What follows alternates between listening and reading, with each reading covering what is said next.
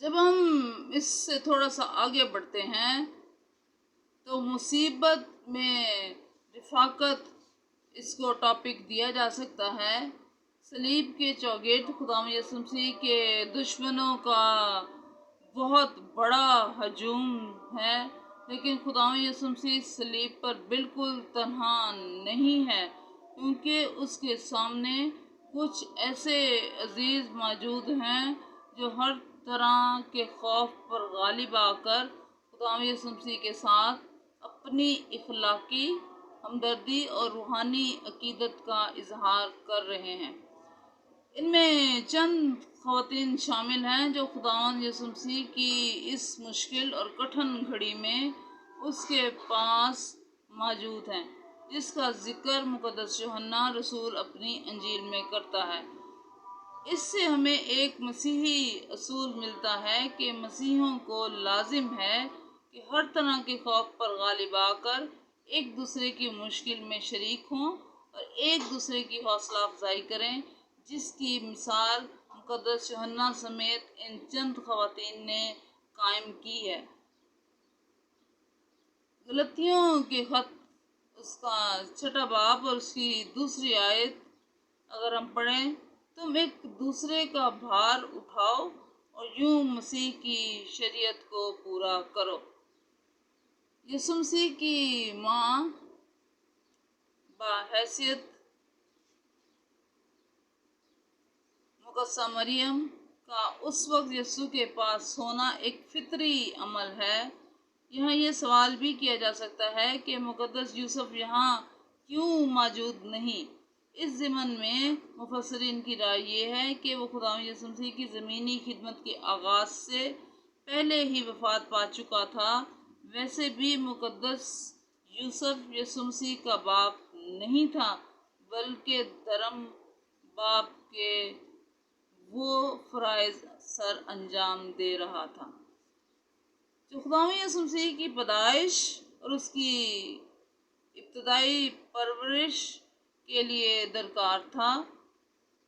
خدا کی طرف سے اس کی یہی ذمہ داری تھی، اس لیے وہ انجیلی بیانات سے خارج ہے۔ یسوع کی پیدائش کے علاوہ اس کا ذکر لوکا کی انجیل اور اس کے 2 باب میں ملتا ہے، جہاں مریم اور یوسف خداوند یسوع مسیح کو ڈھونڈتے ہوئے ہیکل میں آئے، اور یسوع مسیح کا جواب ان کو یہ تھا، دیکھ، جب مریم نے اس سے یہ کہا کہ دیکھ تیرا باپ اور میں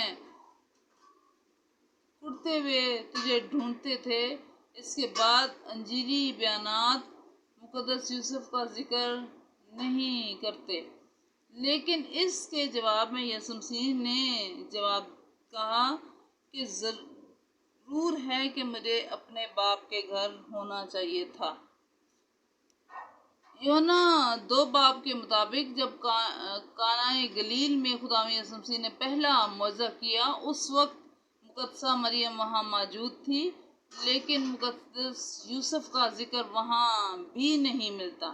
یہاں یہ بات بھی قابل غور ہے کہ مقدسہ مریم خداوند یسوع مسیح کی زمینی خدمت کے آغاز میں یعنی کانۂ گلیل میں، اور پھر خداوند یسوع مسیح کی زمینی خدمت کے اختتام پر یعنی صلیب کے نیچے 2 ہی بار نظر آتی ہے۔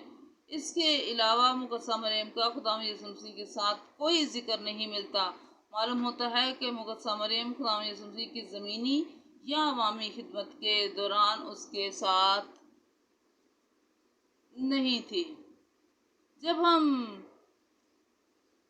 الہیات کی روشنی میں اس حصے کو دیکھتے ہیں، مقدسہ مریم کی مخصوصیت بحیثیت نجات دہندے کی ماں، اس کی پیشگوئی بہت سال پہلے کر دی گئی تھی۔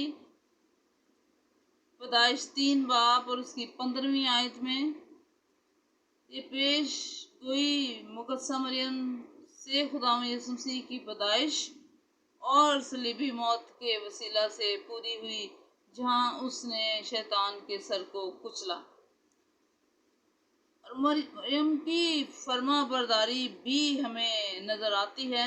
مقدسہ مریم کے بارے میں معلومات جب ہم کرتے ہیں تو متی رسول اور مقدس لوکا کی اناجیل، جن سے یہ معلوم ہوتا ہے کہ جب خدا کے فرشتے نے مقدسہ مریم کو یسوع کے پیدا ہونے کی خوشخبری دی، اسی وقت وہ گلیل میں ناصرت کے مقام پر رہتی تھی، جبکہ اس کی منگنی یوسف نامی شخص کے ساتھ ہو چکی تھی، اگرچہ وہ کلام جو سماجی تقاضوں پر پورا نہیں اترتا تھا اور سماجی اقتدار کے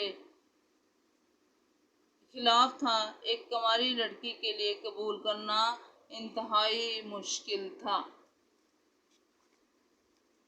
مقدسہ مریم نے کہا، دیکھ میں خداوند کی بندی ہوں، میرے لیے تیرے قول کے موافق ہو۔ لوکا پہلا باب اور اس کی 38ویں آیت۔